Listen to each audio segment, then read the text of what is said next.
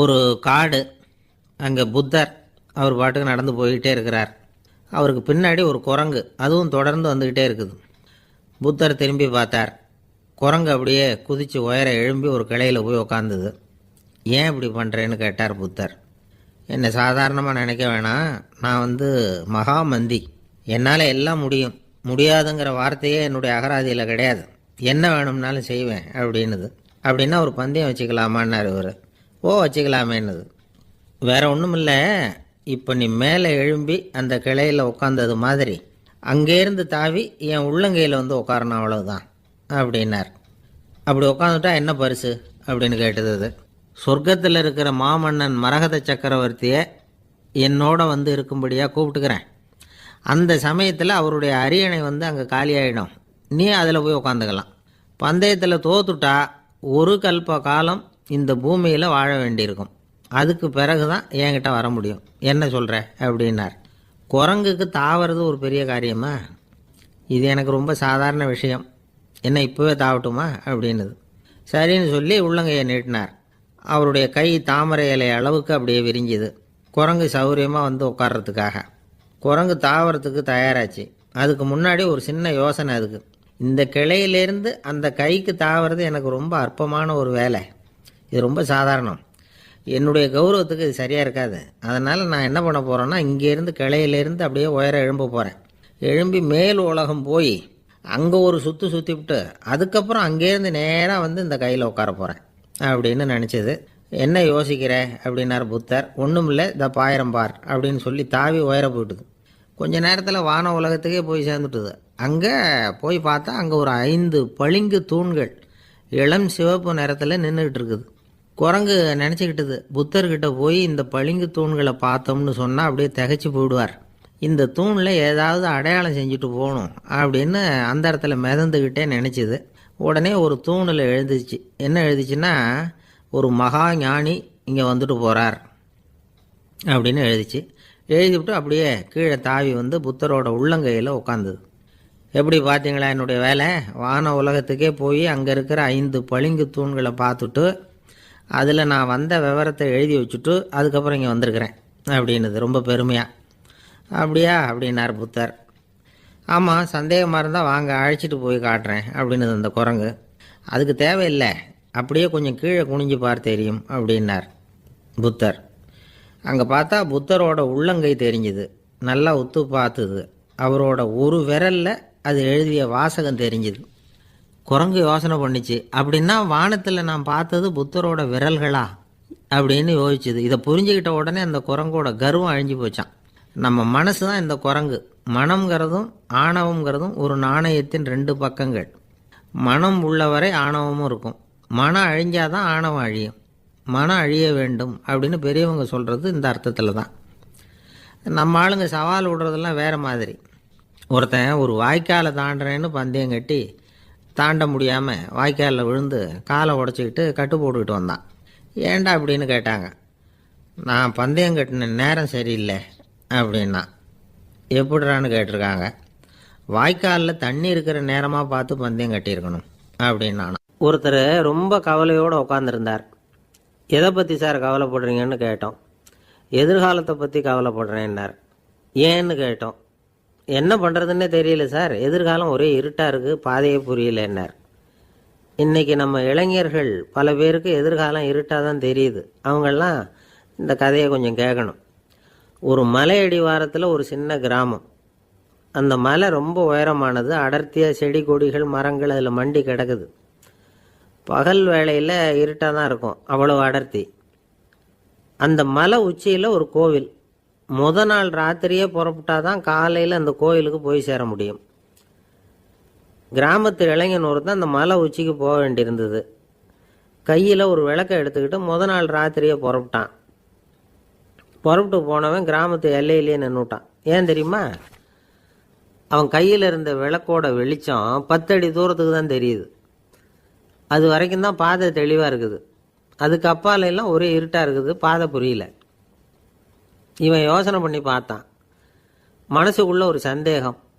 10 அடி தூரம் தானே வெளிச்சம் தெரியுது, அப்படின்னா நாம் 10 அடி தூரம் தானே போக முடியும், அதுக்கு அந்தாண்ட ஒரே இருட்டாக இருக்குதே அதில் எப்படி நாம் நடந்து போகிறது, நாம் ரொம்ப தூரம் நடந்து போய் ஆகணுமே, அப்படிப்பட்ட நினப்பெல்லாம் அவனுக்கு வந்துட்டுது. இதுதான் அவன் மனசில் ஏற்பட்ட தயக்கம்.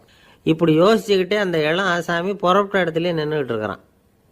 அந்த சமயத்தில் ஒரு வயசான பெரியவர் அந்த பக்கமாக வந்தார். அவர் கையில் இதை விட சின்னதாக ஒரு விளக்கு வச்சுருந்தார். அது எப்படின்னா அது ஒரு 5 அடி தூரத்துக்கு தான் வெளிச்சம் காட்டுது, அவ்வளவு சின்ன விளக்கு. அவரும் மலை உச்சிக்கு போகிறதுக்காக தான் வந்துக்கிட்டு இருக்கிறார். அவரை பார்த்து இவன் கேட்டான், என்ன பெரியவரே, இவ்வளவு சின்ன விளக்கை வச்சுக்கிட்டு அவ்வளவு தூரத்துக்கு எப்படி மலையேற போகிறீங்க அப்படின்னு கேட்டான். நீ ஏன் இப்படி தயங்கிட்டே நிற்கிறேன்னு கேட்டார் பெரியவர். என்கிட்ட இருக்கிற விளக்கு 10 அடி தூரத்துக்கு தான் பாதையை காட்டுதுன்னா. இப்போ பெரியவர் சொன்னார், தம்பி, உன் கையில் இருக்கிற விளக்கு கொடுக்குற வெளிச்சத்தை வச்சு நீ முதல்ல 10 அடி தூரம் முன்னாடி போ, 10வது அடியில் போய் நின்றுக்கிட்டு பாரு, மறுபடியும் ஒரு 10 அடி தூரத்துக்கு பாதை தெரியும். இப்படி உன் கையில் இருக்கிற விளக்கு தொடர்ந்து வெளிச்சம் காட்டிக்கிட்டே இருக்கும். நீ முன்னேற முன்னேற அந்த வெளிச்சமும் முன்னேறும். அதனால் எத்தனை கிலோமீட்டர் தூரம் வேணும்னாலும் நீ இந்த 10 அடி தூரம் வெளிச்சத்தை வச்சுக்கிட்டே நீ போயிடலாம், புறப்படு அப்படின்னார். இப்போ தான் அந்த பெரியவர் சொன்னது இளைஞனுக்கு பளிச்சுன்னு புரிஞ்சுதான். உடனே உற்சாகமாக புறப்பட்டான், உச்சிக்கு போய் சேர்ந்தான். இந்த கதையிலேருந்து நாம் புரிஞ்சிக்க வேண்டியது என்ன தெரியுமா? நீண்ட கால திட்டம் ஒன்று போடும் பொழுது நமக்கு முன்னாடி இருக்கிறத மறந்துட்டு மனசை போட்டு குழப்பிக்கக்கூடாது. உங்கள் கையில் என்ன இருக்கோ அதுலேயே உங்கள் எதிர்காலம் மறைஞ்சிருக்குது. கண் முன்னாடி தெரியறத வச்சு ஆரம்பிங்க, போக போக வழி தானாக புலப்படும் அப்படிங்கிறார் ஒரு பெரியவர். பெரிய பயணங்களையெல்லாம் இப்படி தான் நடத்த வேண்டியிருக்கும். ஒவ்வொரு அடியாக எடுத்து வச்சா ஓடி போய் சேர்ந்து விடலாம், மலைச்சி போய் நின்றுட்டா நின்றுக்கிட்டே இருக்க வேண்டியது தான். நம்ம ஆள்லாம் ரொம்ப மோசமான இருக்கிறாங்க. ஒருத்தன் அப்படி தான் நீண்ட தூர பிரயாணம் ஒன்று புறப்பட்டான். ரயில் போய்கிட்டே இருந்தது. கொஞ்சம் தூரம் போச்சு, பாதி வழியில் கையில் வச்சுருந்த டிக்கெட்டை காற்றுல விட்டுட்டான். ஐயோ, என் டிக்கெட்டு போயிட்டுதே அப்படின்னு கத்த ஆரம்பிச்சிட்டான். பக்கத்தில் இருந்த பெரியவர் அவனை பார்த்து பரிதாபப்பட்டு, கவலைப்படாத தம்பி, போனால் போகுது, வேறு டிக்கெட் வாங்கிக்கலாம் அப்படின்னு ஆறுதல் சொன்னார். அதுக்கு அவன் சொல்கிறான், சார், நான் அதுக்காக அழலை, அந்த டிக்கெட்டு கிடைச்சா தானே நான் எந்த ஊருக்கு போகணுங்கிறது எனக்கு தெரியும் அப்படிங்கிறான். ஒரு ஊரில் ஒரு ஆள் இருந்தான். அவனுக்கு ஒரே ஒரு மகள். அவளை நல்ல இடத்துல கட்டி கொடுக்கணும்னு ஆசைப்பட்டான். அதுக்காக மாப்பிள்ளை தேடிக்கிட்டு இருந்தான். அவன் கொஞ்சம் வசதியான ஆள், அதனால் நிறைய பேர் வந்தாங்க. இருந்தாலும் ஒரு நல்ல குணமுள்ள மாப்பிள்ளையாக இருக்கணும் அவன் எதிர்பார்த்தான். அப்படி இருக்கணும்னு தொடர்ந்து முயற்சி பண்ணான். கடைசியாக ஒரு 3 பேர் கிடைச்சாங்க. அந்த 3 பேரில் யாரை தேர்ந்தெடுக்கிறது, இதுதான் அவனுக்கு வந்த குழப்பம். இந்த நிலைமையில் ஒரு பெரியவரை தேடி போனான். அவர்கிட்ட தன்னுடைய பிரச்சனையை சொன்னான். அவர் கொஞ்சம் யோசனை பண்ணார். அதுக்கப்புறம் 3 பேரையும் கூப்பிட்டார். இதோ பாருங்கப்பா, உங்கள் 3 பேருக்கும் 3 மாத கால அவகாசம் தர்றேன். நீங்கள் இப்போ போகலாம், 3 மாதம் கழித்து திரும்பி வரலாம். அப்படி வரும்பொழுது இந்த 3 மாத காலத்தில் நீங்கள் செஞ்ச நல்ல காரியம் ஏதாவது ஒன்று சொல்லணும். அதை வச்சு உங்களில் ஒருத்தரை நாங்கள் தேர்ந்தெடுத்துக்கிறோம் அப்படின்னு சொன்னாராம். 3 பேரும் சரின்னு சொல்லிவிட்டு திரும்பி போயிட்டாங்க. 3 மாதம் ஆச்சு. அதுக்கப்புறம் ஒரு நாள் திரும்பி வந்தாங்க. அவர் அவங்கள கூப்பிட்டு உட்கார வச்சார். அப்புறம் கேட்டார், இப்போ சொல்லுங்கள், இந்த 3 மாத காலத்தில் நீங்கள் செஞ்சுருக்கிற ஏதாவது ஒரு நல்ல காரியத்தை சொல்லுங்கள் அப்படின்னார். முதல்ல ஒருத்தன் எழுந்திரிச்சு நின்னான். ஐயா, எங்கள் அப்பா இறந்த பிறகு அவரோட கணக்கு வழக்குகளை எடுத்து பார்த்துக்கிட்டு இருந்தேன். அவர் ஒரு வியாபாரிகிட்ட 10,000 ரூபா கடன் வாங்கியிருக்கிறதாக எழுதியிருந்தார். அந்த வியாபாரியும் இப்போ உயிரோடு இல்லை. இருந்தாலும் அந்த வியாபாரியோட மகனை தேடி கண்டுபிடிச்சேன். கணக்கு புத்தகத்தை காட்டினேன். எங்கள் அப்பா உங்கள் அப்பா கிட்ட 10,000 ரூபா கடன் வாங்கியிருக்கிறதாக இதை எழுதியிருக்கிறார். அதனால் அதை திருப்பி கொடுக்கறதுக்காக வந்திருக்கிறேன், இந்தாங்க அந்த பணம் அப்படின்னு சொல்லி கொடுத்துட்டு வந்துட்டேன் அப்படின்னு நானும். இதை பெரியவர் கவனமாக கேட்டுக்கிட்டார். அதுக்கப்புறம் 2வது இளைஞன் எழுந்திரிச்சான். ஐயா, நான் போன மாதம் ஒரு நாள் ராத்திரி வேளையில் ஒரு காட்டுப்பாதை வழியாக எங்கள் ஊருக்கு போய்கிட்டு இருந்தேன். அந்த சமயத்தில் அந்த வழியாக வந்துக்கிட்டு இருந்த ஒரு வழிப்போக்கர்கிட்ட 4-5 திருடர்கள் வம்பு வளர்த்து அவர்கிட்ட இருந்த பொருளை எல்லாம் கொள்ளையடிச்சிக்கிட்டு இருந்தாங்க. நான் உடனே ஒரு குச்சியை எடுத்துகிட்டு ஓடினேன். அந்த திருடர்களை அடித்து விரட்டினேன். பொருளையெல்லாம் மீட்டு அந்த வழிப்போக்கர்கிட்ட ஒப்படைச்சேன். அவரை பத்திரமா அழைச்சிக்கிட்டு போய் அவர் வீட்டில் விட்டுட்டு வந்தேன் அப்படின்னு நானும். இதையும் பெரியவர் கவனமாக கேட்டுக்கிட்டார். அடுத்தபடியாக 3வது இளைஞன் எழுந்திரிச்சான். ஐயா, போன மாதம் ஒரு நாள் நான் ஒரு மலைப்பாதை வழியாக போய்கிட்டு இருந்தேன். மலைப்பாதை விளிம்பில் ஒரு மதகு கட்டை, அது மேலே ஒரு ஆள் படுத்து தூங்கிட்டு இருந்தான். அந்த பக்கம் தவறி உருண்டு விழுந்திருந்தான்னா அதில் பாதாளம். அது மலையடி வாரத்தில் போய் தான் விழணும், அவ்வளவு பள்ளம். அது தெரியாமல் அவன் பாட்டுக்கு தூங்கிட்டு இருந்தான். நான் உடனே அவன்கிட்ட ஓடி போய் குனிஞ்சு அவன் முகத்தை பார்த்தேன். அப்போ தான் புரிஞ்சுது, அவன் ஏற்கனவே எனக்கு தெரியும். அவனை எனக்கு நிறைய கெடுதல் பண்ணியிருக்கிறான், இடைஞ்சல் கொடுத்தவன். இருந்தாலும் ஐயோ பாவம்னு நினச்சி அவனை எழுப்பி பாதுகாப்பாக வேற ஒரு இடத்துல படுக்க வச்சுட்டு வந்தேன் அப்படின்னு நானும். பெரியவர் இதையும் கேட்டுக்கிட்டார். அதுக்கப்புறம் அவங்க 3 பேரையும் பார்த்து நீங்கள் போகலாம், நாங்கள் யோசித்து முடிவு பண்ணி உங்களுக்கு சொல்லி அனுப்புகிறோம் அப்படின்னாராம். அந்த இளைஞர்கள் புறப்பட்டு போயிட்டாங்க. அதுக்கப்புறம் அந்த பெண்ணோட அப்பாவை பார்த்து சொன்னார், இந்த 3 பேருமே நல்ல பிள்ளைங்க தான், அதில் ஒன்றும் சந்தேகம் இல்லை. இருந்தாலும் இந்த 3 பேர் செஞ்ச செயல்களையும் ஒப்பிட்டு பார்க்க வேண்டியிருக்கு. முதல் இளைஞன் நேர்மைக்கு எடுத்துக்காட்டாக விளங்குறான். இந்த காலத்தில் இது மாதிரி இளைஞர்களை பார்க்குறது ரொம்ப கஷ்டம்தான். இருந்தாலும் அவன் கடமையை தான் செஞ்சான். 2வது இளைஞன் நல்ல வீரன், தைரியசாலி. ஒரு வீரன் எதை செய்யணுமோ அதைத்தான் இவன் செஞ்சான். இவன் ஒரு லட்சிய மனிதன். 3வது இளைஞன் தன்னுடைய பகைவனுக்கே உதவி செஞ்சுருக்கான். அவன் உயிரை காப்பாற்றியிருக்கிறான். பகைவனுக்கு அருள்வதுங்கிறது ஒரு சாதாரண மனுஷனால் செய்யக்கூடிய காரியம் இல்லை. பகையை மறக்கிறதும் பகைவனுக்கு அருள்வதும் தெய்வீக பண்புகள். அதனால் இவனையே உன்னுடைய மகளுக்கு ஏற்ற மாப்பிள்ளையா தேர்ந்தெடுக்கலாம் அப்படின்னு சொன்னாங்களாம். ஒரு நல்ல நாளில் அவங்களுக்கு திருமணம் நல்ல விதமாக நடந்து முடிஞ்சுதான். இது சுவாமி சின்மயானந்தர் சொல்லியிருக்கிற ஒரு கதை. இதிலேருந்து நாம் புரிந்து கொள்ள வேண்டிய ஒரு கருத்து, நமக்கு கெடுதல் பண்ணவங்களுக்கும் நாம் நல்லது செய்யணும். ஆனால் நடைமுறையில் அப்படி நம்மளால் செய்ய முடியறதில்ல. அதுதான் சிக்கல். நம்மால் ஒருத்தங்கிட்ட கேட்டேன், ஏண்டா உன்னுடைய பகைவன் ஒருத்தன் அது மாதிரி ஒரு மலைப்பாதை மதகு கட்டையில் படுத்திருந்தா உடனே நீ என்ன நினைப்ப அப்படின்னு கேட்டோம். இது ஒரு அருமையான சந்தர்ப்பம்னு நினைப்பேன் அப்படின்னா. எதுக்குன்னு கேட்டோம். அவனை அந்த பக்கமாக உருட்டி கீழே தள்ளுறதுக்கு அப்படின்னா. ஒரு அம்மா, அவங்களுக்கு 35 வயசு இருக்கும். குடும்பத்தில் எந்த கஷ்டமும் இல்லை. இருந்தாலும் காரணம் இல்லாமல் பிள்ளைங்க பேரில் கோவப்படுறது, எரிஞ்சு விழுறது அவங்க வழக்கம். பிள்ளைங்க அழும். உடனே அவங்க மனசும் சங்கடப்படும். இன்னொரு அம்மா, நல்ல வேலையில் இருக்கிறவங்க, வாரத்துக்கு ஒரு தடவையாவது தலைவலி வந்துடும். இவங்களுக்கெல்லாம் உடம்புல எந்த கோளாறும் இல்லை, மனசு மட்டும் சரியாக இருக்காது. தூக்க மாத்திரை கையில் வச்சுருப்பாங்க. 30-35 வயசுடைய பெண்களுக்கு சர்வசாதாரணமாக காணப்படுகிற மனக்கோளாறு இது. இதுக்கு பேர் மனவாட்டம், டிப்ரெஷன், மனமடிவு அப்படின்னு சொல்லலாம். இந்த நோய்க்கு அறிகுறி என்ன தெரியுமா? மனசில் வருத்தமான உணர்வு இருக்கும். அடிக்கடி அழலாம் போல தோணும். முன்னால எல்லாம் எந்தெந்த செயலில் ஆர்வம் இருந்ததோ அதெல்லாம் குறைஞ்சிரும், அல்லது சுத்தமாகவே ஆர்வம் இல்லாமல் போயிடும். சில பெண்கள் இளம் வயசில் பக்கத்தில் இருக்கிறவங்க கிட்ட கலகலப்பாக பேசுவாங்க, வீட்டை அலங்கரிக்கிறதுல ஆர்வம் இருக்கும். இப்போ அதுலெல்லாம் ஆர்வம் இல்லாமல் போயிடும். எந்த வேலை செஞ்சாலும் சீக்கிரம் களைப்பு அடைஞ்சுடுறது மாதிரி ஆகிடும். நமக்கு யாருமே உதவியாக இல்லை, நம்ம எல்லாரும் கை விட்டுட்டாங்க போல் இருக்குதே அப்படிங்கிற உணர்வுலாம் உண்டாகும். தன்னைத்தானே குறை சொல்லிக்குவாங்க. நாம் தப்பு பண்ணிவிட்டோம் போல் இருக்குதே அப்படின்னு தோணும். குற்றம் பண்ணிட்டதா நினச்சி கஷ்டப்படுவாங்க. பசி இருக்காது, தூக்கத்தில் தொந்தரவு இருக்கும். அடிக்கடி செத்து போடலாங்கிற உணர்வு வரும். தற்கொலை பண்ணிக்கலாங்கிற எண்ணம் உண்டாகும். சில பேர் தற்கொலை முயற்சியில் கூட ஈடுபடுவாங்க. சில பேருக்கு பலவிதமான உடல் வலிகள் இருக்கும், பலவீனம் இருக்கும், சீக்கிரமாக களைப்படைஞ்சு போடுவாங்க. இதெல்லாம் மனவாட்ட நோய்க்கான தன்மைகள். இந்த மனவாட்டம், அதாவது டிப்ரெஷனை 2 வகையாக பிரிக்கலாமா. ஒன்று தானாக உண்டாக்கிக்கிறது, இன்னொன்று எதிர் விளைவை உண்டு பண்ணுகிற அல்லது நரம்பு சம்பந்தப்பட்ட டிப்ரெஷன்.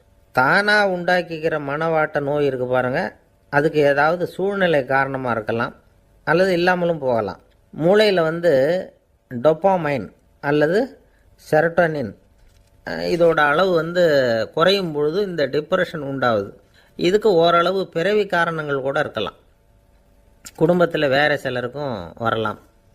பாதிக்கப்பட்ட பெண்ணை பார்க்குறதுக்கு பலவீனமாக தெரியும், கடுமையான குற்ற உணர்வு இருக்கும், தனியாக இருக்கிறதுக்கு ஆசைப்படுவாங்க, நடு ராத்திரியில் எழுந்திரிச்சு உட்காந்து கஷ்டப்பட்டுக்கிட்டு இருப்பாங்க, கொடூரமான முறையில் தற்கொலை பண்ணிக்க முயற்சி பண்ணுவாங்க, தீ வச்சுக்கிறது, அமிலத்தை குடிக்கிறது, தூக்கில் தொங்குறது. இப்படி தானாக வரவழைச்சிக்கிற மனவாட்ட நோய் மறையக்கூடிய நோய்.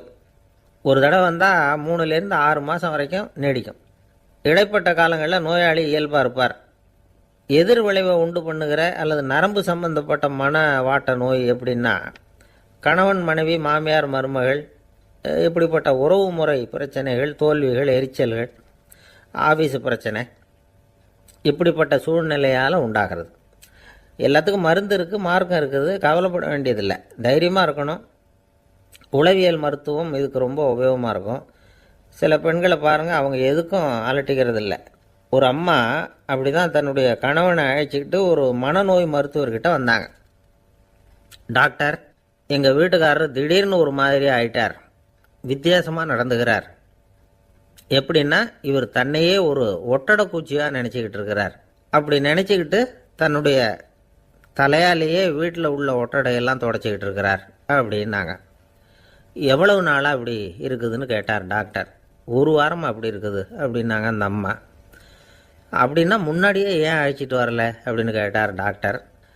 வீடு பூரா சுத்தமாகட்டுமேனு பார்த்துக்கிட்டு இருந்தேன் டாக்டர் அப்படின்னாங்களாம் அந்த அம்மா. ஒரே ஒரு ஊரில் ஒரு பாதிரியார் இருந்தார். ரொம்ப நாள் சந்தோஷமாக வாழ்ந்தார். ஒரு நாள் அவர் மடத்து சமையல் அறையில் பாத்திரங்களை கழுவி துலக்கி சுத்தப்படுத்திக்கிட்டு இருந்தார். அந்த சமயத்தில் ஒரு தேவதூதன் அவர் முன்னாடி வந்து நின்னான். இவர் நிமிர்ந்து பார்த்தார். ஆண்டவர் என்னை உங்ககிட்ட அனுப்பியிருக்கிறார், பரலோகத்தில் வாசம் செய்யறதுக்கு உங்களுக்கு நேரம் வந்துட்டுது அப்படின்னு அந்த ஆள். ஆண்டவருக்கு என்னோட ஞாபகம் வந்ததுக்கு நன்றி. ஆனாலும் இப்போ இங்கே நீயே பாரு, எவ்வளவு பாண்டங்கள் பாக்கி இருக்கு, இவ்வளவையும் நான் சுத்தப்படுத்த வேண்டியிருக்கு.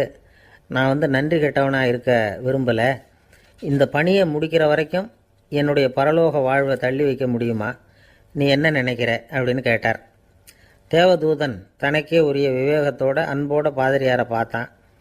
சரி, என்ன செய்யலாம்ங்கிறத அப்புறம் சொல்கிறேன் அப்படின்னு சொல்லிவிட்டு புறப்பட்டு போயிட்டான். ஒரு நாள் அந்த பாதிரியார் தோட்டத்தில் உள்ள களைகளை எல்லாம் ஒரு களை கொத்தியால் கொத்தி களை எடுத்துக்கிட்டு இருக்கிறார். அந்த சமயத்தில் இந்த தேவதூதன் மறுபடியும் அவர் முன்னாடி நிற்கிறான். பாதிரியார் பார்த்தார். இதை பாரு, இந்த தோட்டம் பூராவும் எவ்வளவு களை மண்டி கிடக்கு, பரலோகம் கொஞ்ச காலம் எனக்காக பொறுத்திருக்கலாம்னு நீ நினைக்கிறியா அப்படின்னு கேட்டார். தேவதூதன் சிரிச்சுக்கிட்டே மறுபடியும் மறைஞ்சிட்டான். மறுபடியும் அவர் களை எடுக்கிறது, தானிய களஞ்சியத்துக்கு வர்ணம் பூசுறது, இப்படிப்பட்ட வேலைகளில் ஈடுபட்டிருக்கார். இன்னொரு நாள் ஒரு மருத்துவமனையில் நோயாளிகளை கவனிச்சுக்கிட்டு ரொம்ப தீவிரமாக இருக்கிறார் அந்த பாதிரியார். ஒரு நோயாளியோட தாகத்துக்கு தண்ணீர் கொடுத்துட்டு நிமிர்ந்து பார்க்குறப்போ தேவதூதன் மறுபடியும் அவர் முன்னாடி நிற்கிறான். இந்த தடவை பாதிரியார் தன்னலமற்றவராக பேரன்பை காட்டக்கூடிய வகையில் தன்னுடைய 2 கைகளையும் உயர்த்தியபடி தேவதூதனின் கவனத்தை பிணியால் வாடக்கூடிய நோயாளிகளின் பக்கம் திருப்பினாராம். தேவதூதன் ஒன்றும் சொல்லலை, மறைஞ்சிட்டான். அன்னைக்கு சாயந்தரம் பாதிரியார் மடத்தில் உள்ள தன்னுடைய அறைக்கு போய் இளைப்பாறினார். யோசித்து பார்த்தார்.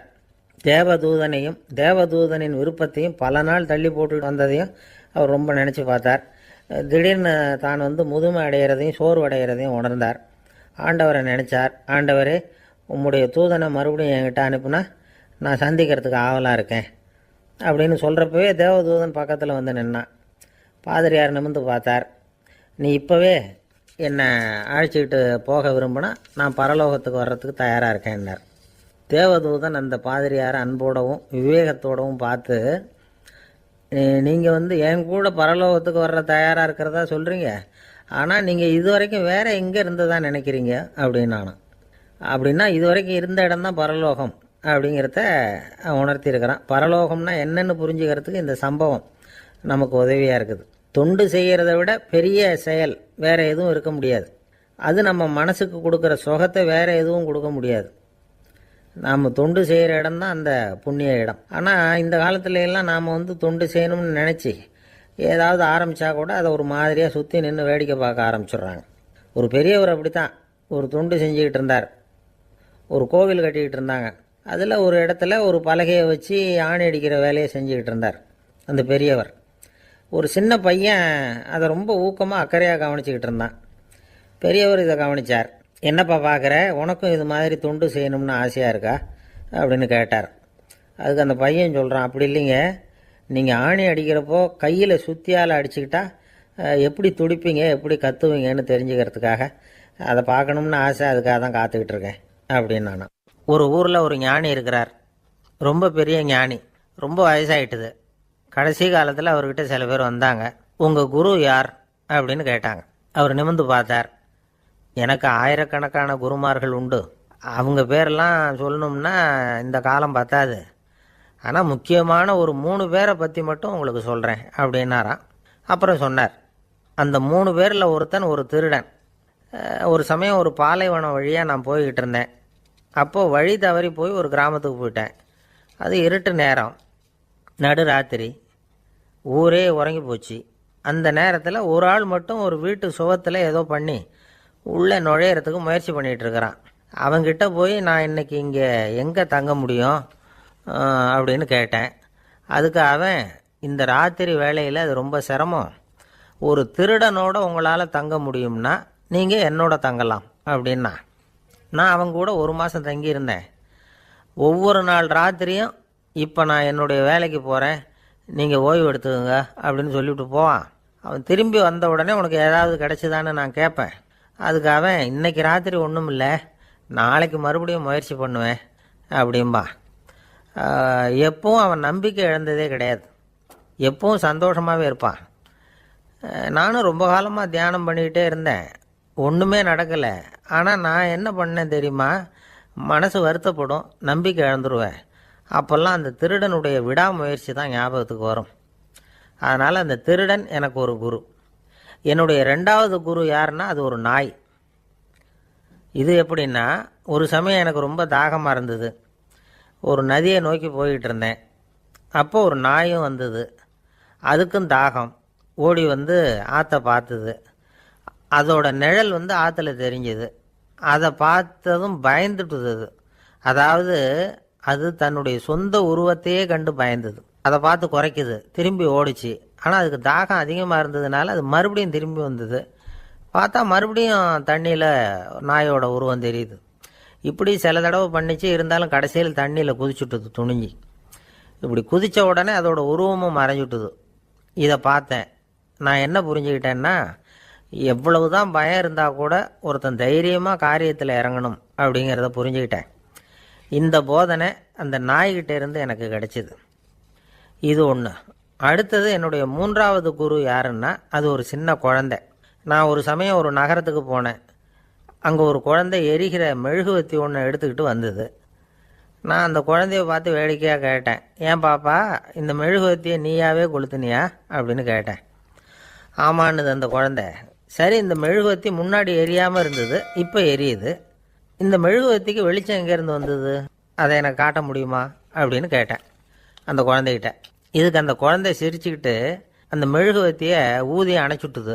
அதுக்கப்புறம் என்னை பார்த்து கேட்டுது, இப்போ இந்த மெழுகுவத்தியின் வெளிச்சம் போனதை பார்த்தீங்க இல்லையா, அது எங்கே போச்சுன்னு எனக்கு சொல்லுங்க அப்படின்னுது. அந்த குழந்தை இப்படி கேட்டதும் என்கிட்ட இருந்த ஆணவம் அழிஞ்சுட்டுது. நான் படித்ததெல்லாம் அந்த வினாடியில் சுக்கு நூறாக போயிட்டுது. என்னுடைய முட்டாள்தனத்தை நான் உணர்ந்தேன் அப்படின்னு இவ்வளவும் அந்த ஞானி விவரமாக சொன்னாராம். அதனால் நாம் இன்னார்கிட்டே இருந்து தான் இதை கற்றுக்கணுங்கிறது இல்லை, யாருக்கிட்டே இருந்தும் எதையும் கற்றுக்கலாம். நம்மால் ஒருத்தன் ஒரு நாய் வளர்த்துக்கிட்டு இருந்தான். அந்த நாய்க்கு வால் கிடையாது. யாரோ ஏற்கனவே வெட்டி எடுத்துட்டாங்க. இந்த நாய் தான் சார் எனக்கு குரு, அதுக்கிட்டே இருந்து கூட நான் பாடம் கற்றுக்கிட்டு இருக்கிறேன் அப்படின்னா.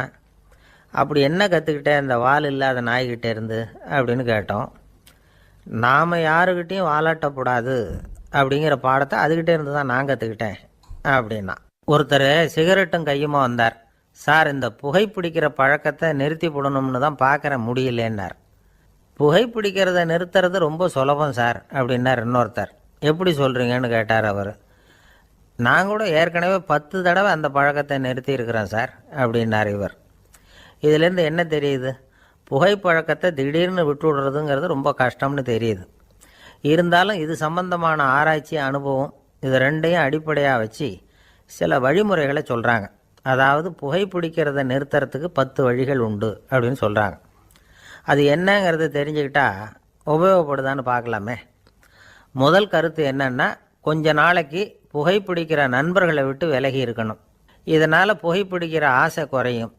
அந்த பழக்கத்தை மறுபடியும் ஆரம்பிக்கக்கூடாதுங்கிற எண்ணம் உறுதிப்படும். 2வது கருத்து, புகைப்பிடிக்கிறதை எதிர்த்து தீவிரமாக பிரச்சாரம் செய்ய ஆரம்பிச்சிடணும். அது அடுத்தவங்களுக்கும் உபயோகப்படும், உங்களுக்கும் உபயோகப்படும். உங்கள் உள்ளுணர்வை அது தூண்டும், உங்களை உறுதி கொள்ள வைக்கும். 3வது கருத்து என்னென்னா, தினமும் 2 தடவை குளிக்கணும். எப்படி தெரியுமா? முதல்ல வெது வெதுப்பான தண்ணீர், அப்புறம் குளிர்ந்த தண்ணீர், இப்படி மாறி மாறி குளிக்கணுமா. 4வது கருத்து, உடற்பயிற்சிகள் செய்யணும். மூச்சு வாங்குற மாதிரியான பயிற்சிகள் ரொம்ப நல்லதான். பிராணாயாமம் அப்படிங்கிற மூச்சு பயிற்சி ரொம்ப நல்லதுங்கிறாங்க. அப்புறம் 5வது கருத்து, சாப்பாடு மிதமாக இருக்கணும், சீராக இருக்கணும். பச்சை காய்கறிகள், பழங்கள் சாப்பாட்டில் சேர்த்துக்கலாம். அடிக்கடி கொஞ்சம் கொஞ்சமாக சாப்பிட்டு ரத்தத்தில் சர்க்கரையின் அளவை பராமரிக்கணும். இது நரம்புகளை அமைதிப்படுத்தும். 6வது கருத்து என்னென்னா, ரொம்ப நேரம் பசியோடு இருக்கக்கூடாது. புகைப்பிடிக்கிறத நிறுத்த முயற்சி செய்யும் பொழுது எடை குறைப்பு நடவடிக்கைகளை மேற்கொள்ளக்கூடாது.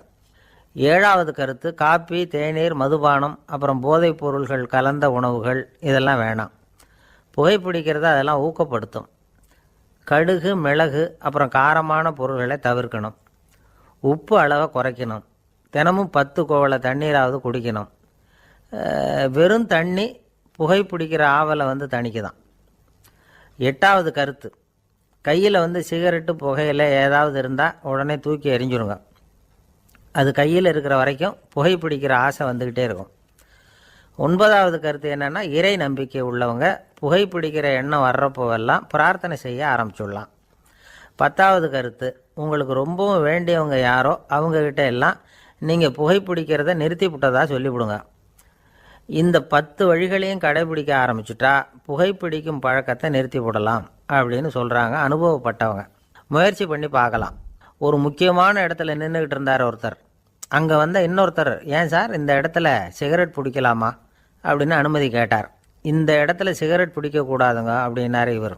நீங்கள் இப்படி சொல்கிறீங்க, ஆனால் இந்த இடத்துல கீழே நிறைய சிகரெட் துண்டுகள் கிடக்குதே, அவங்கெல்லாம் யார்? அவங்கெல்லாம் உங்கள் மாதிரி என்கிட்ட அனுமதி கேட்காதவங்க அப்படின்னாராம் இவர்.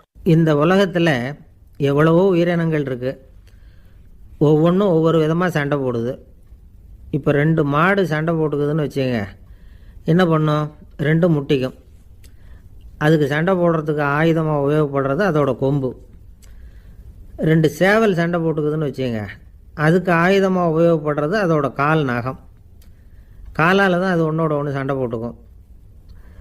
ஆனால் 2 மனுஷன் சண்டை போட்டுக்கிறான்னு வச்சுங்க, இவன் இன்னதை தான் ஆயுதமாக உபயோகப்படுத்துவான்னு குறிப்பிட்டு சொல்ல முடியாது. கல்லை எடுப்பான், கத்தி எடுப்பான், துப்பாக்கி எடுப்பான், என்ன வேணாலும் பண்ணுவான். வாயால் திட்டுவான், கையால் அடிப்பான், காலால் உதைப்பான், சகலகலாக வல்லவன். விலங்குகள்லாம் பொதுவாக வாயை சாப்பிட்றதுக்கு மட்டும்தான் உபயோகப்படுத்துது. ஆனால் இவனுக்கு சாப்பிட்றதுக்கும் அதுதான், சாப்பிட்டு விட்டு திட்டுறதுக்கும் அதுதான். ஆனால் ஒரு விஷயத்தில் மட்டும் கெட்டிக்கிறேன். அதாவது நாம் சண்டை போட்டுக்கிட்டாலும் பரவாயில்லை, கோழிகள் சண்டை போடாமல் இருக்கணும் அப்படின்னு ஆசைப்படுறான். எதுக்காக? கோழிகள் சண்டை போடாமல் இருந்தால் நிறைய முட்டைகள் போடுமா, அதுக்காக தான் இந்த அக்கறை. கோழி பண்ணை வச்சுருக்கிறவங்களுக்கு இது ஒரு பெரிய பிரச்சனை. அதாவது பண்ணையில் இருக்கிற கோழிகளுக்குள்ளே அடிக்கடி சண்டை வந்துடும். அதனால் முட்டை உற்பத்தி குறைஞ்சிரும். சரி, இதுக்கு என்ன பண்ணுறது? பண்ணையில் போய் உட்காந்துக்கிட்டு தினமும் பஞ்சாயத்து பேசிகிட்டு இருக்க முடியுமா? அமெரிக்காவில் கோழி பண்ணை வச்சுருக்கிற ஒருத்தர் இதை பற்றி யோசனை பண்ணி பார்த்தாராம். ஒரு வழியையும் கண்டுபிடிச்சிருக்கார். கோழிக்கெல்லாம் மூக்கு கண்ணாடி மாட்டி விட்டுட்டோம்னா அது சண்டை போடுற குணம் குறைஞ்சிரும், முட்டை அதிகமாகிடும். அந்த கண்ணாடியில் உள்ள லென்ஸு சிவப்பு நிறத்தில் இருக்கணும், அவ்வளவுதான் அப்படின்னு அவர் கண்டுபிடிச்சாராம். இது ஏற்கனவே நடைமுறையில் கண்டுபிடிக்கப்பட்ட ஒரு விஷயம். ஆனால் எல்லா கோழிக்கும் சிவப்பு மூக்கு கண்ணாடி எப்படி மாட்டி விடுறது? அப்படியே மாட்டி விட்டாலும் அது நழுவாமல் இருக்கணுமே. இப்போ நாமெல்லாம் நடு விரலால் மூக்கு கண்ணாடி நடுவில் தொட்டு அப்படி ஸ்டைலாக சரி பண்ணிக்கிறோம். அது மாதிரி கோழி எப்படி சரி பண்ணிக்கும்? இதுதான் பிரச்சனை. இதுக்கு அவர் என்ன வழி கண்டுபிடிச்சாருன்னா, கோழிக்கெல்லாம் மூக்கு கண்ணாடிக்கு பதிலாக விழியொட்டு வில்லைகள், கான்டாக்ட் லென்ஸ், அதை பொருத்தி விட்டா என்ன அப்படின்னு யோசனை பண்ணார். அதே மாதிரி பண்ணார். அதே மாதிரி செஞ்சு பார்த்தார், வெற்றி. அதுக்கப்புறம் கோழியெல்லாம் சண்டை போட்டுக்கலையாம், சமாதான பிரியர்கள் ஆகிட்டு தான். கோழிகளுக்கு இயல்பாகவே சண்டை போடுற குணம் உண்டு. ஆனால் அதோட கண்ணுக்கு பார்க்குற பொருள்லாம் ரோஜா நிறத்துலையோ அல்லது இன்னும் சொல்லப்போனால் அழுத்தமான சிவப்பு நிறத்துலையோ தெரிஞ்சதுன்னா சண்டை போடுற குணம் குறைஞ்சிருதான். அந்த சமயத்தில் அது அதிகமாகவும் முட்டையிட ஆரம்பிச்சுடுதான். அதே நேரத்தில் இறை எடுக்கிறத கூட குறைச்சிக்குதான். இது ஏன் இப்படி பண்ணுதுங்கிறது விஞ்ஞானிகளுக்கு இன்னமும் புரியலையா. எப்படியோ அமெரிக்க கோழிகள்லாம் கான்டாக்ட் லென்ஸ் பொருத்திக்க ஆரம்பித்தாச்சு. கோழி கழுத்தை பிடிச்சிக்கிட்டு ஒரு சில வினாடிகளில் அதை பொருத்தி போடுறாங்களாம். கோழியோட ஆயுள் பூரா அது அப்படியே இருக்குமா. பண்ணையில் முட்டை உற்பத்தி குறைஞ்சா இது மாதிரி விஞ்ஞானபூர்வமாக பரிகாரம் தேடுறது தான் நல்லது. நமக்கு வேண்டியப்பட்ட ஒருத்தர், அவர் ஒரு கோழி பண்ணை வச்சுருந்தார். அந்த பண்ணையில் பாதி கோழி திடீர்னு செத்து போச்சு. உடனே ஒரு கால்நடை மருத்துவர்கிட்ட போக வேண்டியது தானே. அங்கே போகல.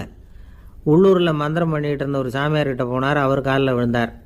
சாமி, என் பண்ணையில் பாதி கோழி செத்து போட்டுதுன்னார். சாமியார் யோசனை பண்ணார். சரி, பண்ணையில் வாசப்படி கிழக்கு பக்கமாக வச்சுருக்கியா மேற்கு பக்கமாக வச்சுருக்கியான்னு கேட்டார்.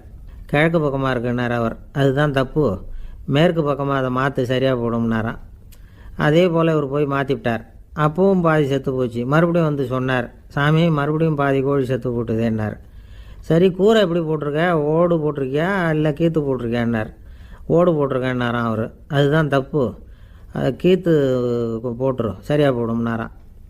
சரின்னு போய் அதையும் மாற்றி பார்த்தார். மறுபடியும் போயிட்டுது, கோழி செத்து போச்சு. வந்தார். மறுபடியும் பாதி செத்து போச்சு சாமின்னு வந்தார். இவரும் யோசனையை மாற்றி மாற்றி சொல்லிகிட்டே இருக்கிறார். இப்படி அவரும் மாற்றி மாற்றி பார்த்தார். 6வது தடவையாக அவரை தேடிட்டு வந்தார். அந்த சமயத்தில் இவர் ரொம்ப தீவிரமாக யோசனை பண்ணி பார்த்துட்டு, அது சரிப்பா, நீயும் என்கிட்ட சளைக்காமல் வந்துக்கிட்டு இருக்கிற, நானும் யோசனை சொல்லிகிட்டு இருக்கேன்.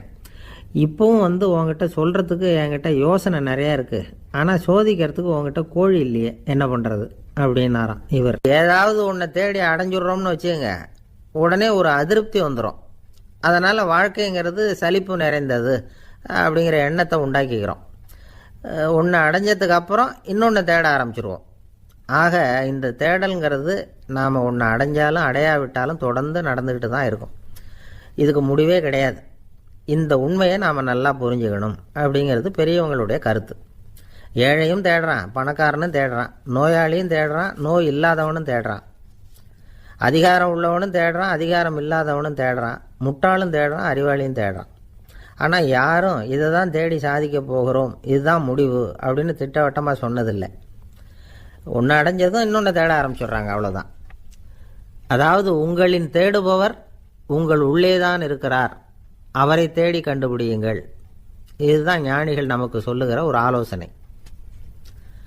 நம்மால் ஒருத்தன் ஜெயிலில் இருந்தான். இன்னொரு கைதி அவனை பார்த்து கேட்டான், ஏன்பா உன்னை பார்க்குறதுக்கு வெளியிலேருந்து யாருமே இங்கே வர்றது இல்லையே, உனக்கு சொந்தக்காரங்களே கிடையாதா அப்படின்னு கேட்டானான். ஏன் இல்லை, எனக்கு சொந்தக்காரங்க நிறைய பேர் உண்டு, அவங்க என்னை பார்க்க வராததுக்கு காரணம் வேற அப்படின்ட்டுருக்கான் இவன். என்ன காரணம்னு கேட்டான் அவன். அதுக்கு இவன் சொன்னானான், அதுக்கு என்ன காரணம்னா அவங்க எல்லாரும் இங்கே உள்ளேயே இருக்கிறாங்க அப்படின்னானா. ஒரு சீன தேசத்து அரசர் இருந்தார். அவருக்கு வயசாயிட்டுது.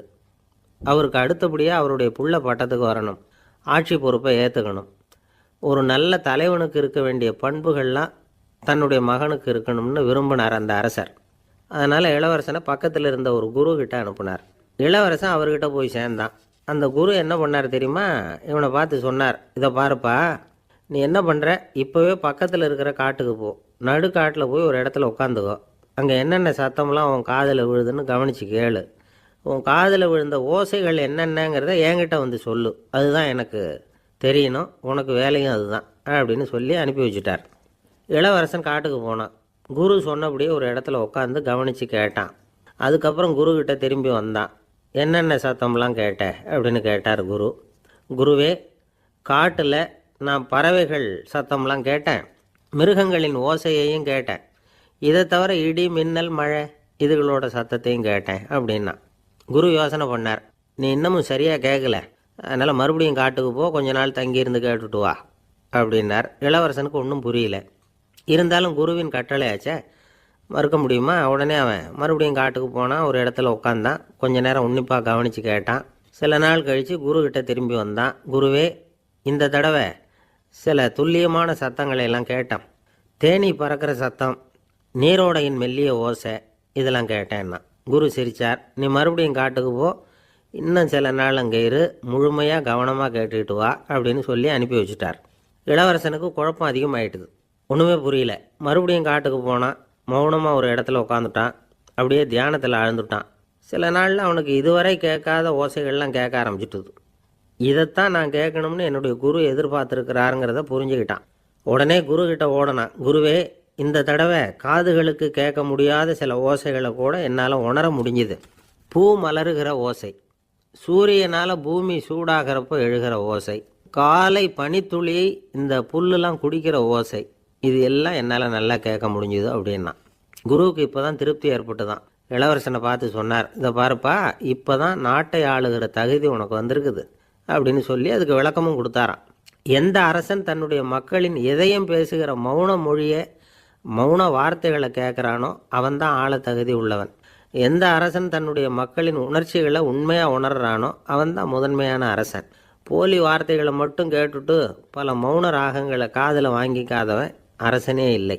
எந்த நாட்டில் எப்போ ஒரு அரசன் தன்னுடைய மக்களின் உணர்ச்சிகளை கேட்க மறுக்கிறானோ அன்னையிலேருந்தே அந்த நாடு அழிய தொடங்குது அப்படின்னு அர்த்தம். இதுதான் அந்த குரு இளவரசனுக்கு போதிச்சது. வாயால் பேசுகிறத மட்டும் கேட்டு ஏமாறக்கூடாது, உணர்ச்சிகளையும் கேட்கறதுல தான் மனப்பக்குவம் உண்டாகும். மக்கள் உணர்ச்சிகளை புரிந்து கொள்ளாத அரசர்கள் நீடிச்சிருக்க முடியாது. அது மாதிரி நாடுகளில் அடிக்கடி குழப்பம் தான் உண்டாகும். அப்படி இருந்தால் அடிக்கடி ஆட்சி மாறிக்கிட்டு இருக்கும். அப்படிப்பட்ட ஒரு தேசம், அங்கே ஒரு சிறைச்சாலையில் 3 கைதிகள் பேசிக்கிட்டு இருந்தாங்க. ஒருத்தன் சொன்னான், நான் இந்த நாட்டு ராஜாவை எதிர்த்து பேசிக்கிட்டு இருந்தேன், அதனால் என்னை பிடிச்சி கொண்டாந்து இங்கே போட்டுட்டாங்க அப்படின்னா ஒருத்தன். இன்னொருத்தன் சொன்னான், நான் இந்த நாட்டு ராஜாவை ஆதரித்து பேசிக்கிட்டு இருந்தேன், அதனால் என்னை பிடிச்சி கொண்டாந்து இங்கே தள்ளிவிட்டாங்க அப்படின்னா. அது சரி, நீ என்ன தப்பு பண்ண அப்படின்னு சொல்லி 3வது ஆளை பார்த்து இவங்க கேட்டாங்க. அதுக்கு அந்த ஆள் சொல்கிறான், நான் தான் இந்த நாட்டு ராஜா அப்படின்னானா. ஒரு ஆசாமி வேகமாக ஓடிக்கிட்டு இருந்தான். ஏன் இப்படி ஓடுறேன்னு கேட்டார் இன்னொருத்தர். அங்கே ஒரு ஆள் அடிபட்டு கிடக்கிறான், அதை பார்த்தேன், உடனே ஓடுறேன்னா. எங்கேன்னு கேட்டார். ஆஸ்பத்திரிக்குன்னா. ஒரு ஆள் அடிபட்டு கிடக்கிறத பார்த்தா உடனடியாக நாம் செய்ய வேண்டியது முதல் உதவி, அதுக்கப்புறம் தான் ஆஸ்பத்திரி. இன்றைக்கி விபத்துங்கிறது சர்வசாதாரணமாக நடந்துக்கிட்டு இருக்குது. வாகன விபத்து, வெடிகுண்டு விபத்து, தீ விபத்து, கட்டடம் சரியறது, பூகம்பம், இப்படி நிறைய நடக்குது. ஒரு விபத்தை பார்த்துட்டா நம்மளில் பல பேர் நமக்கு என்னத்துக்கு வம்புன்னு ஒதுங்கி போயிடுறதும் உண்டு. சில பேர் துணிஞ்சு கிட்ட போய் உதவி செய்கிறதும் உண்டு. அப்படி உதவி செய்ய நினைக்கிறவங்களுக்கு உபயோகப்படுற தகவல் இது. விபத்தில் காயமடைஞ்சவங்களை 3 பிரிவாக பிரிக்கலாமா. முதல் வகை கொஞ்சம் சீரியஸானது, உயிருக்கு உடனே ஆபத்து தரக்கூடியது. மூளை காயம், முகம், கழுத்து காயங்கள், இருதயம், நுரையீரல் காயங்கள், வயத்தில் உள்ளுறுப்பு காயங்கள், அதிகப்படியான இரத்தப்போக்கு, இதனால எல்லாம் பாதிக்கப்பட்டிருந்தால் அது முதல் வகை அப்படின்னு நாமளே மனசுக்குள்ளே முடிவு பண்ணிக்கணும். இவங்களுக்கெல்லாம் உடனடியாக முதல் உதவி கொடுக்கணும். தாமதப்படுத்தாமல் ஆஸ்பத்திரிக்கு கொண்டுகிட்டு போயிடணும். இப்படி கொஞ்சம் எச்சரிக்கையாக நடந்துக்கிட்டால் அவங்களில் பல பேரை காப்பாற்றி போடலாம். 2வது வகை எப்படின்னா, முதல் உதவி விரைவாக கிடைச்சா உயிர் பிழைக்கக்கூடிய மார்பு காயங்கள், கைகால் எலும்பு முறிவு, இடுப்பு முதுகெலும்பு காயம், சீரான இரத்த சேதம், இப்படிப்பட்டவங்களை 2வது வகையாக பிரிக்கணும். ஆபத்து இல்லாத சிராய்ப்புகள், சிறு காயங்கள், இரத்த உறைவுகள், இதனால் பாதிக்கப்படுறவங்க 3வது வகை. ஒருத்தர் தலையில் அடிபட்டு நினைவு விழுந்துட்டார்னு வச்சுங்க, அவருக்கு வாந்தி வர்றதுனால புறையேறி மூச்சு அடைப்பு உண்டாகும். இப்படி ஆகாமல் இருக்கிறதுக்காக தலையை ஒரு பக்கமாக சாய்ச்சி வைக்கலாம். நாடி துடிப்பையும் இதய துடிப்பையும் தொட்டு பார்க்கணும். அது குறைஞ்சிருந்தாலும் சரி, நின்று இருந்தாலும் சரி, அவர் மார்பை நிமிஷத்துக்கு 80 தடவை உள்ளங்கையால் அழுத்தி இதய துடிப்பை மீட்கிறதுக்கு உதவி பண்ணணும். கழுத்தில் காயம்பட்டாலும் ஆபத்து அதிகம். கழுத்துக்கு அடியில் ஒரு துண்டை மடித்து வைக்கலாம். 2 பக்கமும் சின்ன தலையணை அல்லது துணி மடிப்புகளை வச்சு கழுத்தை அதிகமாக அசையாமல் பார்த்துக்கலாம். முதுகெலும்பு முறிஞ்சிருக்குமோ அப்படிங்கிற சந்தேகம் இருந்ததுன்னா அவரை அதிகமாக அசைய விடக்கூடாது. அதிகமாக அசைஞ்சால் தண்டு இடத்துல பாதிப்பு ஏற்பட்டு கைகால் விளங்காமல் போயிடும். அவரை ஒரு கனமான போர்வை இல்லைன்னா பாயில் படுக்க வச்சு 4 பேர் மெதுவாக தூக்கி மருத்துவ உதவிக்கு அனுப்பி வைக்கலாம். கையெலும்பு முறிஞ்சிருந்தால் முறிஞ்ச பாகத்தை உடம்போடு சேர்த்து அசையாமல் கட்டி போடலாம். கால் எலும்பு முறிஞ்சிருந்தால் மற்ற காலோடு சேர்த்து கட்டி போடலாம். முறிஞ்ச பாகம் தொங்காமல் பார்த்துக்கணும், அப்போ தான் வீக்கம் உண்டாகாமல் இருக்கும். வெட்டு காயம், குண்டடிப்பட்ட காயம், இதிலெல்லாம் இரத்தப்போக்கு அதிகமாக இருக்கும். ரத்தம் வெளியேற ஆபத்து அதிகம். சுத்தமான துணியை பல மடிப்புகளை மடித்து காயத்தின் மேலே வச்சு அழுத்தமாக ஒரு 10 நிமிஷம் பிடிச்சிக்கணும். ரத்தம் நின்ன உடனே காயத்துக்கு கட்டு போடலாம். சில சமயம் காயம்பட்ட பாகத்தை உயரமாக தூக்கி பிடிச்சிக்கிட்டா தான் ரத்த கசிவு நிற்கும். இந்த விவரங்களையெல்லாம் கொஞ்சம் மனசில் வாங்கி வச்சுக்கிட்டோம்னா சமயத்தில் உதவும். ஏன்னா இந்த காலத்தில் விபத்து எந்த ரூபத்தில் எப்போ வரும்னு யூகிக்கவே முடியல. நண்பர் ஒருத்தர் சொன்னார், நேற்றுக்கு பாருங்கள் சார், என் கண்ணு முன்னாடியே ஒரு சின்ன விபத்து நடந்ததுன்னார். என்னன்னு விசாரித்தோம். ஒரு பஸ்ஸில் வந்துக்கிட்டு இருந்தேன். அந்த பஸ்ஸில் பின்பக்கம் படி ஓரமாக நின்றுக்கிட்டு இருந்த ஒருத்தர் ரோட்டில் விழுந்துட்டார். டிரைவர் அதை கவனிக்கலை, நிறுத்தாமல் அவர் பாட்டுக்கு போகிறாருன்னார். கண்டக்டர் உடனே விசில் கொடுத்து பஸ்ஸை நிறுத்த வேண்டியது தானே அப்படின்னோம். அதுதான் சார் முடியாமல் போச்சுன்னார் அவர். ஏன்னு கேட்டாங்க. தவறி கீழே விழுந்ததே அந்த கண்டக்டர் தான் சார் அப்படிங்கிறார். ஒரு நண்பர் அவர்கிட்ட பேசிக்கிட்டு இருந்தேன். மனித உறவுகள் பற்றி அவர் சொல்லிகிட்டு இருந்தார். அமெரிக்காவில் தந்தை மகன் உறவு எப்படி இருக்குது அப்படிங்கிறத விளக்கிறதுக்கு அவர் ஒரு கதையை சொன்னார். ஒரு அப்பா பகல் பூராவும் அலுவலகத்தில் வேலை, ஓடி ஆடி உழைச்சிக்கிட்டு களைச்சி போய் ராத்திரி 10 மணிக்கு மேலே வீடு திரும்பினான். வீட்டு வாசலில் அவரோட மகன் காத்துக்கிட்டு இருக்கிறான். இன்னமும் தூங்கலை. அப்பாவை வாசல்லையே தடுத்து நிறுத்தி, அப்பா உனக்கு சம்பளம் எவ்வளவு அப்படின்னு கேட்குறான். ஏற்கனவே ஆஃபீஸ் பிரச்சனைகளால் அழுத்து போய் திரும்புகிற அப்பாவுக்கு கோவம் வந்துடுது. என்னடா இப்படிலாம் கேளுன்னு உங்கள் அம்மா உனக்கு சொல்லி கொடுத்தாளா அப்படின்னு சொல்லிவிட்டு உள்ளே போய் சட்டையை கட்டி மாட்டி விட்டு குளிச்சு விட்டு மறுபடியும் வெளியில் வந்து உடையை மாற்றுகிற சமயம் அப்போ மறுபடியும் மகன் உள்ளே வந்து நிற்கிறான் அவர் முன்னாடியே. அப்பா உனக்கு எவ்வளவு சம்பளங்கிறான் மறுபடியும். அப்பாவுக்கு எரிச்சல் அதிகமாகிட்டுது. மணிக்கு $20 போதுமா அப்படின்னார். அப்படின்னா எனக்கு ஒரு $10 தர முடியுமான்னா மகன். இதுக்கு தான் என் சம்பளம் எவ்வளவுன்னு கேட்டியா? 2ஆம் வகுப்பு படிக்கிற உனக்கு எதுக்குடா $10 அப்படின்னு கத்திவிட்டு தொலைக்காட்சி பெட்டியின் முன்னாடி போய் உட்காந்துக்கிட்டு ஏதோ நிகழ்ச்சியை பார்க்க ஆரம்பிச்சிட்டார். கொஞ்ச நேரம் கழித்து மறுபடியும் மகன் வந்து நிற்கிறான். அப்பா ப்ளீஸ் எனக்கு ஒரு $10 கொடுக்க முடியுமா? மகனுடைய கண்களில் கண்ணீர். என்னடா அவன் கண்ணீரை காட்டி காரியம் சாதிக்கலாம்னு பார்க்குறியா? ஒரு காசு கூட கொடுக்க மாட்டான் போ அப்படின்னு விரட்டி விட்டான். மகன் கண்ணீரை தொடச்சிக்கிட்டே கண்ணை தொடச்சிக்கிட்டு பேசாமல் போய் படுத்துக்கிட்டானா. கொஞ்ச நேரம் ஆச்சு. அப்பாவோட கோபம் கொஞ்சம் கொஞ்சமாக குறைஞ்சிது. பிள்ளைகிட்ட கோபமாக கத்துனது தப்பு தாங்கிறது புரிஞ்சுது அவனுக்கு. எழுந்திரிச்சு போனான், படுக்கை இறக்கி போனான். மகனை பார்த்தான். அவன் தலையணையை கட்டி பிடிச்சிக்கிட்டு அழுதுகிட்டு இருக்கிறான். அவனை மெல்ல நெருங்கி அவங்ககிட்ட எதமாக பேசுகிறதுக்கு ஆரம்பித்தானான். எதுக்குடா உனக்கு $10 பள்ளிக்கூடத்தில் கேட்டாங்களா அப்படின்னு கேட்டானான். மகன் சொல்லியிருக்கான், இல்லை டாடி, உனக்கு 1 மணி நேரம் சம்பளம் $20ன்னு சொன்னேன். நீ ஏற்கனவே எனக்கு கொடுத்த பாக்கெட் மணி $10 என்கிட்ட இருக்குது. இப்போ நீ இன்னொரு $10 கொடுத்தீங்கன்னா அதையும் சேர்த்து $20 ஆகிடும். அந்த $20 நான் உனக்கு கொடுத்துருவேன். அப்படி கொடுத்தா நீ என் கூட 1 மணி நேரம் செலவழிப்ப இல்லையா? அதுக்காக தான் $10 கேட்டேன் அப்படின்னு சொன்னானோ. அந்த அப்பா கண்ணு கலங்கி போச்சான். ஆதரவோடு தன்னுடைய மகனை கட்டி பிடிச்சி அழ ஆரம்பிச்சிட்டாராம். இதுதான் நண்பர் சொன்ன கதை. அமெரிக்கா மட்டும் இல்லை, உலகம் பூராவும் இன்றைக்கி மனித உறவுகள் இப்படி தான் மாறிக்கிட்டு இருக்கு.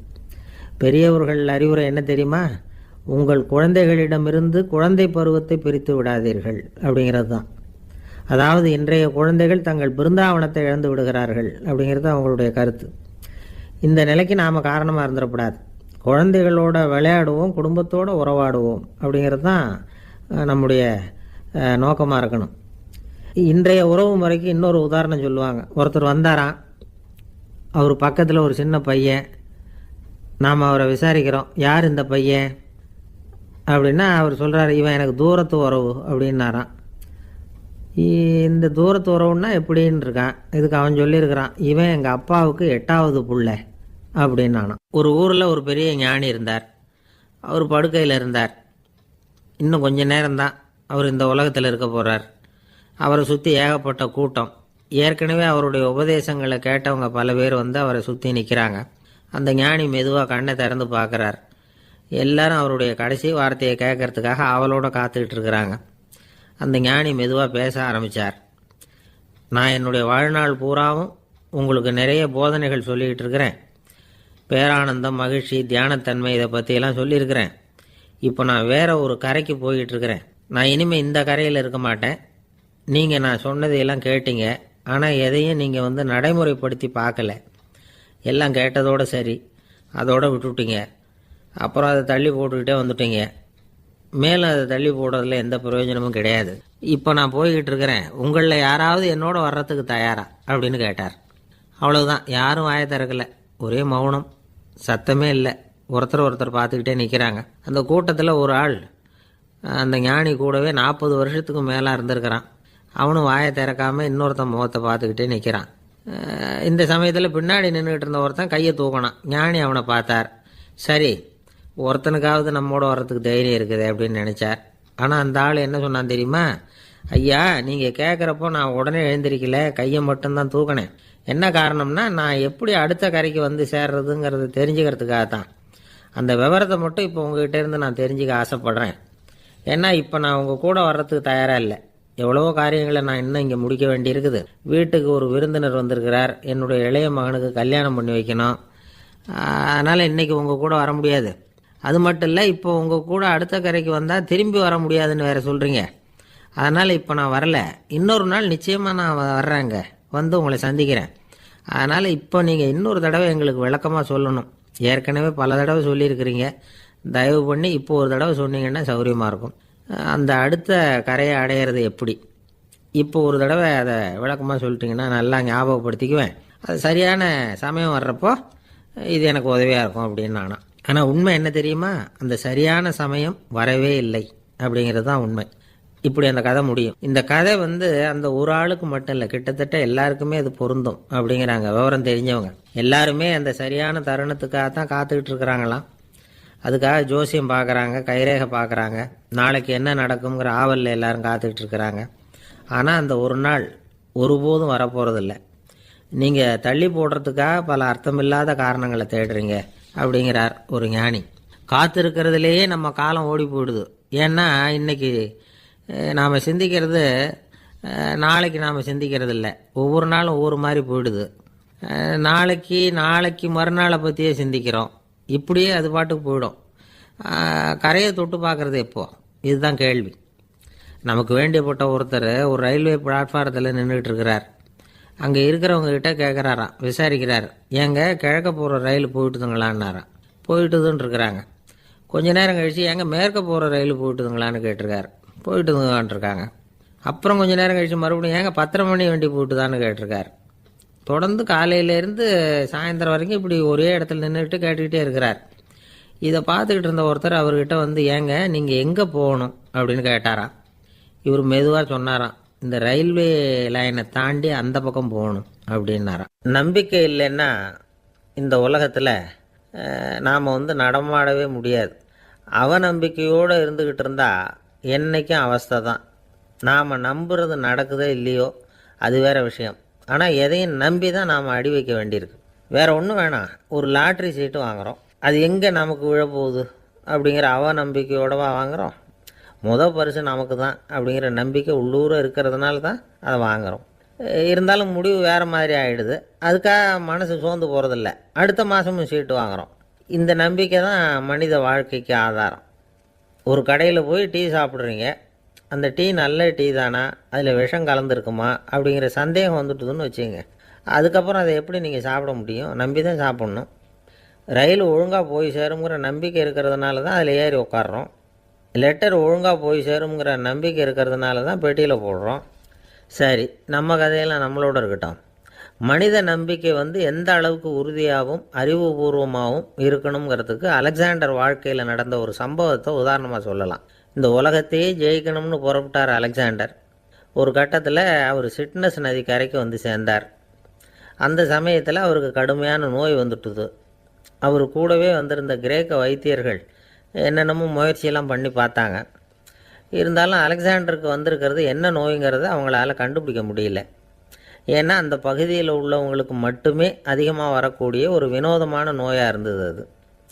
ஆனால் அவர் இருக்கிற இடம் எதிரியோட இடம், பாரசீக மன்னனோட ஆளுகைக்கு உட்பட்ட இடம். என்ன பண்ணுறது அப்படின்னு எல்லாரும் யோசனை பண்ணாங்க. பாரசீக மன்னனோட அரண்மனையில் இருக்கிற வைத்தியர் வந்தால் இந்த நோயை குணப்படுத்தி விடுவார் அப்படின்னு சொன்னாங்க. இருந்தாலும் எதிரியோட நாட்டில் இருக்கிற வைத்தியரை கூப்பிட்டு எப்படி நம்பி வைத்தியம் பார்க்க சொல்கிறது அப்படின்னு சொல்லி எல்லோரும் தயங்கினாங்க. ஆனால் அலெக்சாண்டர் தயங்கலை. பரவாயில்ல, அழைச்சிட்டு வாங்கன்னு விட்டார். உடனே அவரை போய் அழைச்சிட்டு வந்துட்டாங்க. அவர் வந்தார். அலெக்சாண்டர் உடம்பை பரிசோதனை பண்ணி பார்த்தார். சரி, இதை குணப்படுத்தி விடலாம், பயப்பட வேண்டியதில்லை.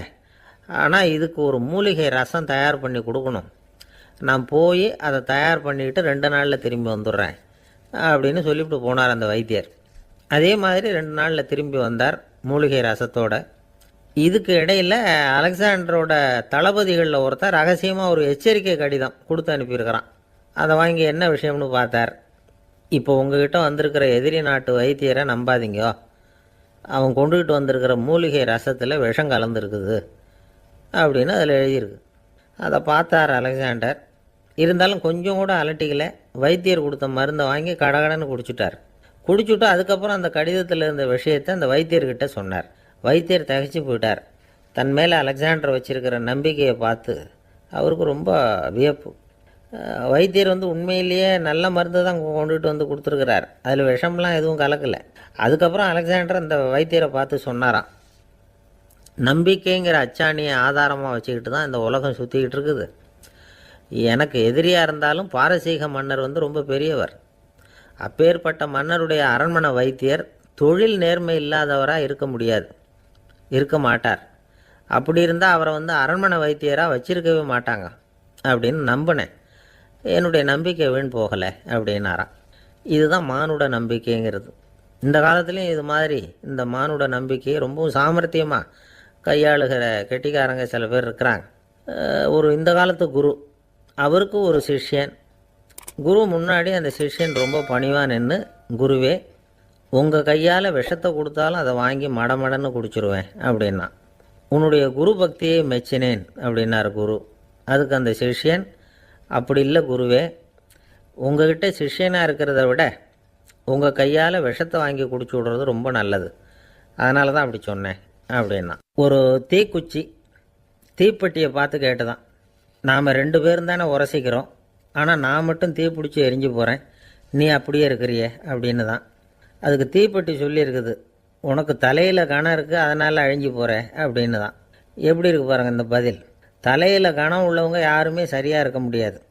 எவ்வளவு பெரியவங்களாக இருந்தாலும் சரி, ரொம்ப கஷ்டம்தான் அது. கர்வங்கிறது கூடவே கூடாது. இதை விளக்கிறதுக்கு மகான் ஒருத்தர் ஒரு சம்பவத்தை சொல்கிறார். அர்ஜுனன் தீர்த்த யாத்திரை பண்ணானா. அப்போது தென்னிந்தியாவுக்கு வந்திருக்கிறான். ராமேஸ்வரத்துக்கு போனப்போ அங்கே இலங்கைக்கு கல்லுலாம் அடுக்கி போடப்பட்டிருந்த பாலத்தை பார்த்தானா. ஒரு சின்ன குரங்கு அதுக்கு பக்கத்தில் விளையாடிக்கிட்டு இருந்திருக்கு. அதை பார்த்துட்டு அர்ஜுனன் சிரிச்சிருக்கான். ஏன் சிரிக்கிறேன்னு கேட்டிருக்கு அந்த குரங்கு. ராமன் மிகச்சிறந்த வில் வீரன். அப்படி இருக்கிறப்போ அவன் இலங்கைக்கு அம்புகளாலேயே ஒரு பாலம் கட்டியிருக்கலாம். அதை விட்டுட்டு போயும் உன்ன மாதிரி குரங்குகளை துணையாக வச்சுக்கிட்டு இப்படி ஒரு கருங்கல் பாலத்தை கட்டியிருக்கிறானே அப்படின்னு நானா. அம்புகளால் பாலம் கட்ட முடியுமா அப்படின்னு கேட்டுதான் குரங்கு. ஏன் முடியாது, என்னால் முடியுமேன்னு இருக்கான் அர்ஜுனன். அம்பால் பாலம் கட்டலாம், இருந்தாலும் என்ன மாதிரி குரங்குகள் ஏறி நடந்தா அது தாங்குமா? அதனால தான் ராமர் கருங்கல் பாலமே கட்டினார் அப்படின்றது குரங்கு சொல்லிச்சான். அப்படியே சொல்கிற, நான் வேணும்னா இப்போ அம்புகளாலேயே ஒரு பாலத்தை கட்டுறேன், நீ அது மேலே ஏறி நடந்து பார். பாலம் விழுந்துட்டுதுன்னா நான் தீ மூட்டி அதில் குதித்து உயிர் தியாகம் பண்ணி விட்றேன் அப்படின்னு நான் ரொம்ப கோபமாக. உடனே அந்த சின்ன குரங்கு பெரிய உருவம் எடுத்துட்டு தான் கையில் கதையோடு அர்ஜுனன் முன்னாடி நிற்கிறான் அனுமன். பார்த்தா, என்னுடைய தலைவர் ராமரையா இழிவாக பேசுகிற, நீ இப்போ பாலம் கட்டு, நான் என்னுடைய பலத்தை காட்டுறேன் அப்படின்னு அனுமன். அர்ஜுனன் தன்னுடைய காண்டிபத்தை எடுக்கிறான், சரமாரியாக அம்புகளை விடுறான். அதெல்லாம் ஒன்றோட ஒன்று கோத்துக்கிட்டு அப்படியே பாலம் மாதிரி நிற்கிது. அர்ஜுனன் தலை நிமிர்ந்து நின்னான். அனுமன் உயர கிளம்பி அங்கேருந்து பாலத்தில் பொத்துன்னு இறங்கினான். பாலம் அப்படியே நொறுங்கி போச்சு தூள் தூளாக. என்ன அர்ஜுனா, இப்போ என்ன செய்ய போகிற அப்படின்னா ஏளனமா. அர்ஜுனன் தலையை தொங்க போட்டுக்கிட்டான். சொன்னபடி தீ மூட்டி அதில் குதிக்கிறதுக்காக 3 தடவை சுற்றி வந்தான். அப்போது கிருஷ்ணர் அங்கே வந்தார். என்ன அர்ஜுனா, என்ன நடக்குது, என்ன இது அப்படின்னு ஒன்றும் தெரியாத மாதிரி கேட்டார். அர்ஜுனன் வாயை திறக்கிறதுக்கு முன்னாடி அனுமன் வாயை திறந்தான், நடந்ததை சொன்னான். அர்ஜுனன் சவால் விட்டபடி உயிர் திறந்தே ஆகணும்னா அனுமன். கிருஷ்ணர் யோசனை பண்ணார். நல்லது, இந்த சவால் விட்டதுக்கும் நடந்ததுக்கும் யார் சாட்சி? பெரிய ஒருத்தரை சாட்சியாக வச்சுக்கிட்டல்லவா நீங்கள் இந்த போட்டியை நடத்தியிருக்கணும் அப்படின்னார். அதனால் என்ன, இப்போ மறுபடியும் அந்த போட்டியை நடத்திவிட்டா போச்சு, என்னால் அந்த அம்பு பாலத்தை நொறுக்க முடியாதா அப்படின்னு அனுமன். சரி, இப்போ மறுபடியும் அது நடக்கட்டும்னார் கிருஷ்ணர்.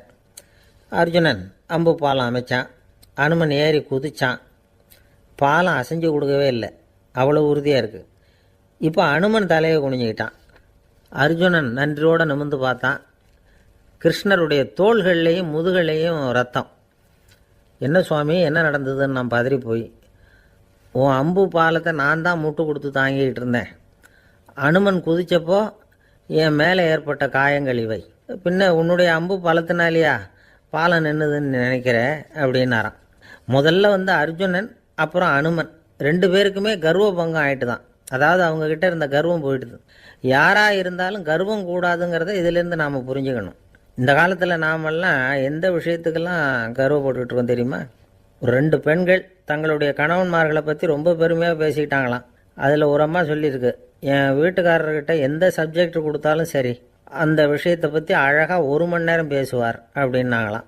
உடனே இன்னொரு அம்மா, அது என்ன பிரமாதம், என் வீட்டுக்காரருக்கு சப்ஜெக்டே தேவையில்லை, விஷயமே இல்லாமல் நாள் பூரா பேசிக்கிட்டு இருப்பார் அப்படின்னாங்களாம். ஒரு காடு, நல்ல மரம்லாம் செழிச்சு இருந்தது. அப்படிப்பட்ட காட்டில் ஒரு சாது இருந்தார். அவர் எப்படின்னா எப்பவும் ஒரு மரத்தடியில் உட்காந்துருப்பார். ஏன்னா அவருடைய இருப்பிடமே அதுதான். அவர் என்ன பண்ணுவார், 3 கல் வச்சுருந்தார். செங்கல் மாதிரி இருக்கும், ஆனால் அதை விட கொஞ்சம் பெருசாக இருக்கும். எதுக்கு அந்த 3 கல்லுன்னா அதுதான் அவருடைய படுக்கை. அதாவது தூங்குறப்ப ஒரு கல்லை தலைக்கு கீழே வச்சுக்குவார், இன்னொரு கல்லை இடுப்புக்கு கீழே வச்சுக்குவார், இன்னொரு கல்லை காலுக்கு கீழே வச்சுக்குவார். உடம்பை வந்து அப்படியே ஒரு தகட்டால் மூடிக்குவார், அப்படியே தூங்கி போடுவார். மழை பெய்யுதுன்னு வச்சுங்க, அவர் உடம்பு வந்து 3 கல் மேலே இருக்குதா, அதனால் தண்ணி வந்து அடியில் ஓடி போடும், உடம்பு நனையாது. மேலே தகடு இருக்கிறதுனால மழையும் உடம்புல படாது. அவர் தூக்கமும் கெடாது, நிம்மதியாக தூங்குவார். பகலில் அந்த 3 கல்லையும் ஒரு சேர ஒரு அடுப்பு மாதிரி வச்சு அது மேலே உட்காந்துக்குவார்.